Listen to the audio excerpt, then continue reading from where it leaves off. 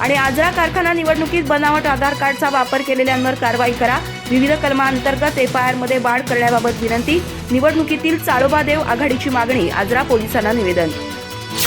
आजरा साखर कारखाना निवडणुकीत मतदाना दिवशी मडिलगे येथील केंद्रावर बनावट आधार कार्ड वापरणाऱ्या तिघा आरोपींवर कायदेशीररित्या सक्त कारवाई करण्याची मागणी निवेदनातून केली आहे. याबाबत आघाडीचे उमेदवार भिकू गुरव यांनी आजरा पोलिसांना निवेदन दिलंय आणि त्याच्या प्रती वरिष्ठ स्तरावर पाठवल्या आहेत. या निवडणुकीतील मतदान 17 डिसेंबर रोजी पार पडलं.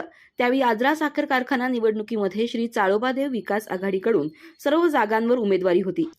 या निवडणुकीमध्ये बनावट आधार कार्ड छापून त्याचा उपयोग मतदानासाठी करत असताना मडिलगे येथील बूथ क्रमांक 18 वर 3 जणांना पकडण्यात आलं.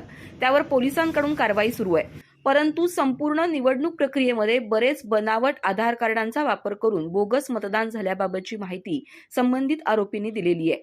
या पार्श्वभूमीवर कारवाई केलेल्या तीनही आरोपींनी मतदान प्रतिनिधी आणि उपस्थित असलेल्या पोलिसांच्या तसंच इतर मतदारांच्या समोर जवळजवळ 350 ते 400 बनावट आधार कार्ड तयार करून त्याचा उपयोग कारखान्याच्या निवडणुकीमध्ये बोगस मतदानासाठी केला असल्याचं सर्वांसमक्ष कबूल केलंय.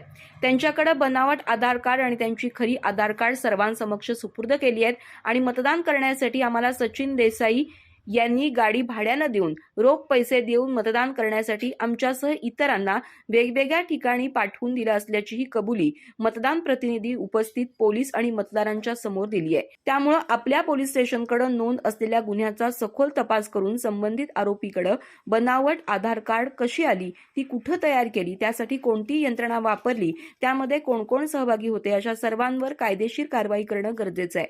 सदरचा गुन्हा हा भविष्यात वेगवेगळे गुन्हे घडण्यास कारणीभूत ठरणार असल्यामुळे सदर आरोपींच्या वरती भारतीय दंडविधान कलम 465, 463, 464, 468, 467, 420, 34 अंतर्गत एफआयआर मध्ये वाढ करण्यात यावी.